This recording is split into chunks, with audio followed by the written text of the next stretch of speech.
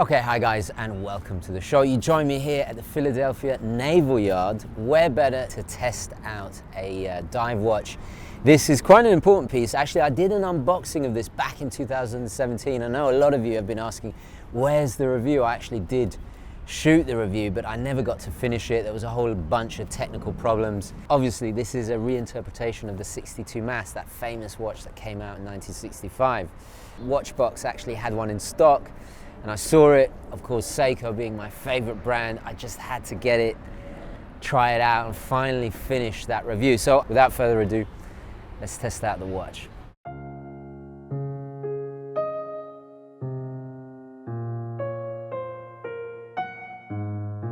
When it comes to dive watches, Seiko perhaps is the only brand in the world that can cater to all price points. At the higher end, it certainly competes with some stiff competition, especially from those brands that basically invented the genre of watch. However, it cannot be denied that in the more affordable sector, Seiko completely dominates.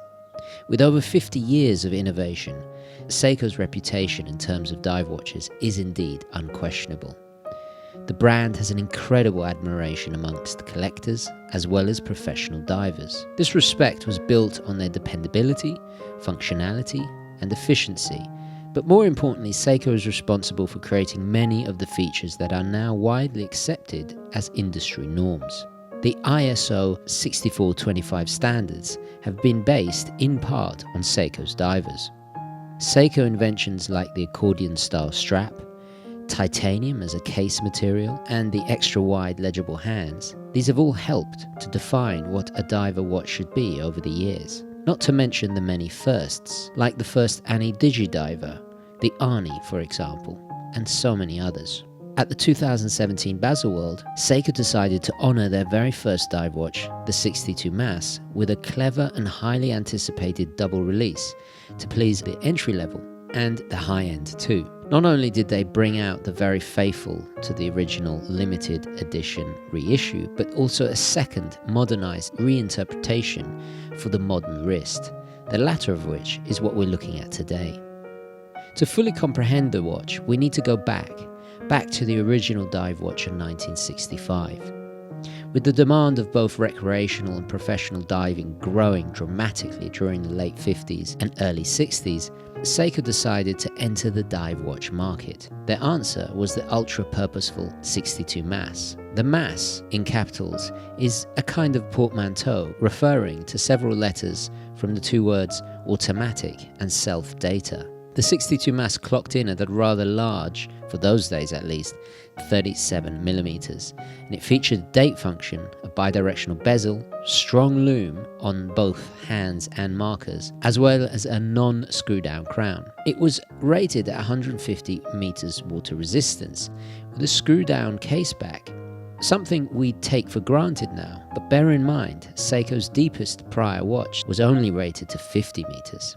Inside was a movement operating at 18,000 vibrations an hour, the ability to be manually wound, and non-hacking. This was of course the 6217, with the quick set date. So how does this compare to our contemporary reinterpretation, the 200-meter Prospex diver SPB051? Well, this time around, the case has been updated to a larger, stronger, and more modern scale, while still being obviously inspired by the shapes and curvature of the 62 Mass. It is crafted in stainless steel with the famed Zaratsu mirror finish polishing that contrasts sharply with the brushed surfaces. It now measures at a hefty 42.6mm in diameter, with a 13.8mm height, being just shy of 50mm lug to lug, and a fittingly proportioned 20mm lug width. The utilitarian matte black dial has substantial embossed indices filled with super strong Lumibrite luminous material. The new hands are quite striking and exaggerated too. There is a sword hand for the minutes and a large Munster-style arrow for the hours, along with a rather SKX-esque lollipop seconds hand. The dial is signed with crisp white print, and this time around, no Seiko applied logo, unlike the 1965 original. This watch is certainly a tough cookie, As well as meeting the ISO 764 standard for being considered an anti-magnetic watch, the scratch resistance is enhanced with Seiko's Deer Shield coating on the case and brushed steel bracelet. Deer Shield is about 2 to 3 times harder than stainless steel and is a proprietary case hardening technique unique to Seiko. The slightly domed anti-reflective sapphire resists scratching too and provides a clear view of the sumptuously laid out dial and hands. Inside the case is the automatic 23 jewel caliber 6R15 movement, which operates at 21,000 vibrations an hour. It has an ample 50 hours of power reserve when fully wound. The standard accuracy out of the factory is -15 to +25 seconds a day, but don't worry, most of these are often far less in variation, and with some quick regulation, they have been known to be as deadly as COSC in operation. The entirely in-house produced 6R15 family was introduced in 2006 as a high-spec derivative of the familiar and legendary Seiko 7S26. So as you would imagine, all the inherent features and dependable robustness are also present, but this time around thankfully improved by being hackable, the ability to be manually wound, and of course, quick set. This is operated by the disappointingly unsigned screw-down crown, but it being at 3 o'clock and without crown guards does help distinguish itself from the current very similar looking divers of the Prospex line. The bracelet has a double locking fold-over push-button clasp with micro-adjustment, a diver's extension and oyster-style links that meet the case with a flat-edged solid end link. It accounts for almost 80 grams of the total 190 grams, so not a light watch by any means. Unlike the dolphin-etched caseback of the limited edition or original, Seiko have interestingly gone for the full Hokusai-inspired wave engraving that is so synonymous with the iconic SKX and many others. A nod perhaps to their most successful diver? Who knows? But a nice touch all the same. And while we are on the subject of our beloved favourite, the bezel insert lettering is also very reminiscent of the Seiko SKX007, as is the addition of a loom pip being framed by a triangle at the 12 o'clock. However, this unidirectional 120 click bezel is complemented by a steel insert that is then lacquered, giving it an ever so slightly Bakelite feel that is very indicative of the vintage era. The action is certainly a step up from the entry level and lines up beautifully with very little play. In conclusion, this is an extremely sturdy feeling watch, and comfy too despite its weight, and wears reassuringly well. Unequivocally capable, it is a modernized but conservative 62 mass descendant. However, rather than a reissue, it bridges the gap stylistically from the old to the new, with many hallmarks of design that have characteristically defined Seiko dive watches. While it does not have as much of a strong or distinctive identity as, let's say, a tuner or the true limited edition reissue, for example, it does fill the gap in the price ranges. This was aimed between the go-to lower end divers that cost a few $100 and the more heavy-hitting big boys at $1,500 and upwards.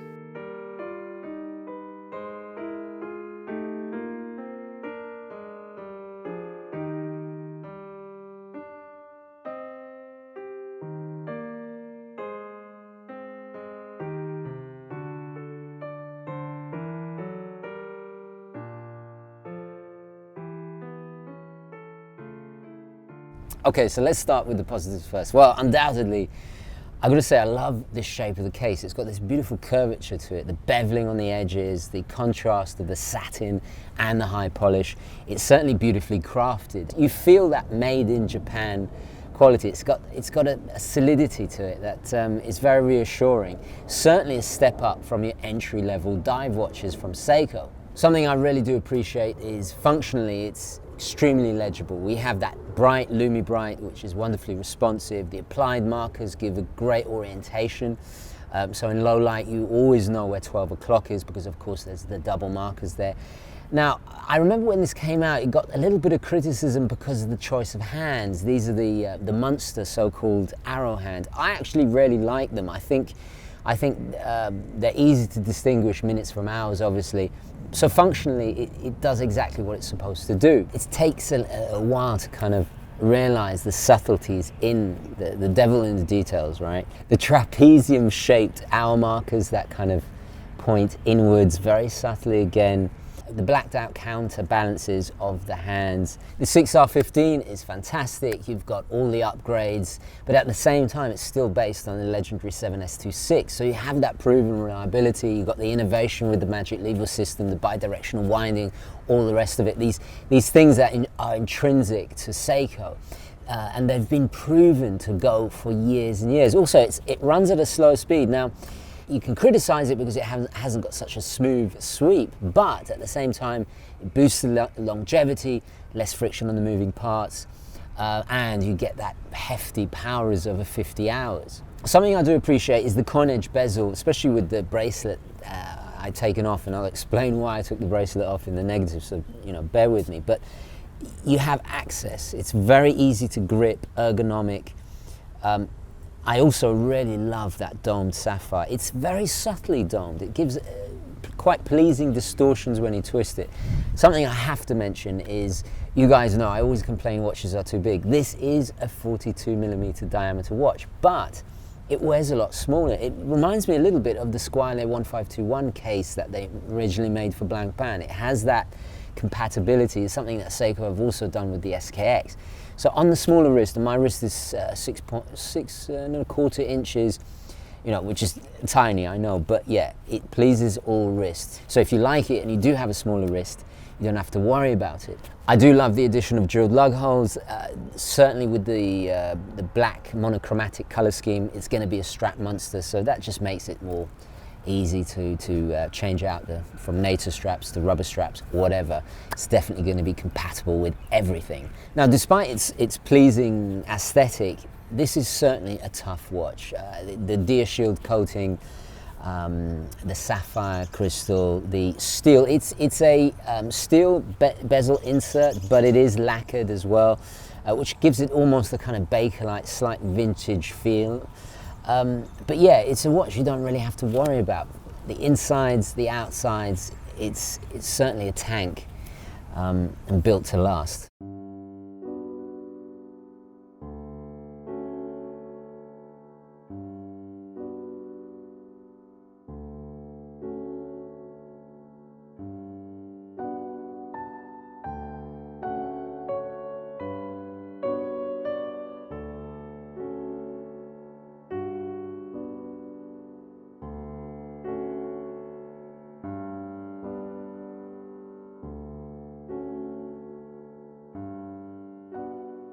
Right, so what are the negatives? Well, first of all, you'll probably notice I'm not wearing it on the bracelet. I didn't like the bracelet whatsoever. I thought it was flimsy. Now, the polishing and the finish was lovely, but when I tried it on, I thought the milled clasp was, a little bit cheap feeling. I gotta be honest, I was not a fan of the bracelet. A bit of a letdown, especially at this price range. I just expect when you near $1,000, you don't expect corners like this cut.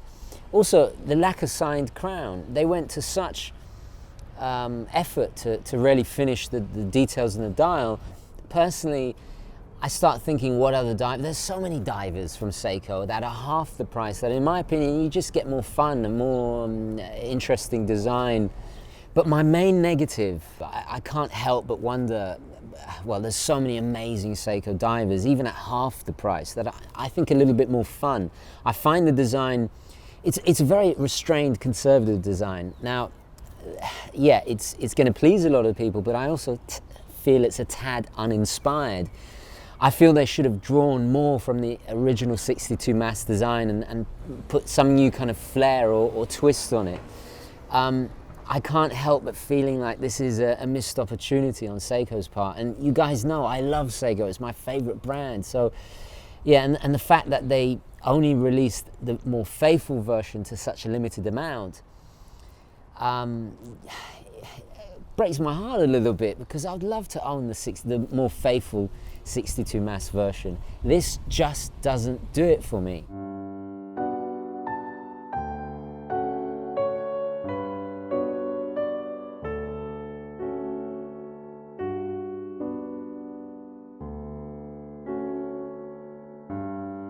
Okay guys, so I'm going to leave it there. I'll leave you with this beautiful, picturesque and patriotic, adorable little church here at the Naval Yard. It's been a pleasurable day getting to know this watch again. But anyway guys, thank you so much for watching. Please don't forget to add your comments, thoughts, opinions, all the rest of it down below. Don't forget to like this video if you enjoyed it and found it useful. And as always guys, I will catch you in the next one. Okay, ciao.